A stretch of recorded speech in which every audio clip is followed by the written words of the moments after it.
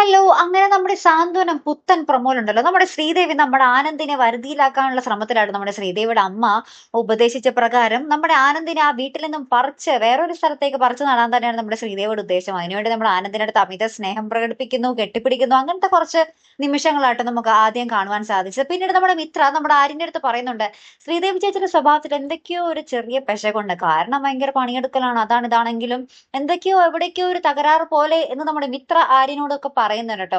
അപ്പൊ എന്തായാലും നമ്മുടെ മീനാക്ഷിക്ക് ഈ ഒരു സംശയം വന്നു. നമ്മുടെ മിത്രയ്ക്ക് വന്നു.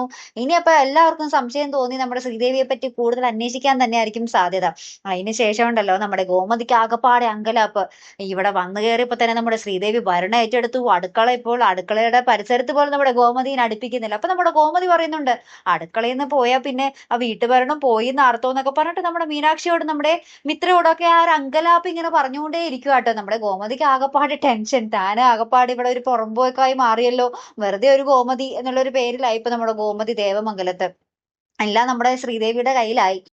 അപ്പൊ അങ്ങനത്തെ കുറച്ച് നിമിഷങ്ങൾ തന്നെയാട്ടോ കൂട്ടുകാരെ നമുക്ക് കാണുവാൻ സാധിക്കുന്നത്. അപ്പൊ എന്തായാലും നോക്കാം നമ്മുടെ ദേവിയുടെ ഭരണം എവിടം വരെ പോകും, ഈ കള്ളത്തരത്തിന് ഈ ഒരു ചീട്ടുകൊട്ടാരം എവിടെ ചെന്ന് അവസാനിക്കും അല്ലേ? അപ്പൊ എന്തായാലും കാത്തിരുന്ന് തന്നെ കാണുമ്പോ അടുത്തൊരു വീഡിയോയുമായി വരുന്നത് വരയ്ക്കും ഗുഡ് ബൈ.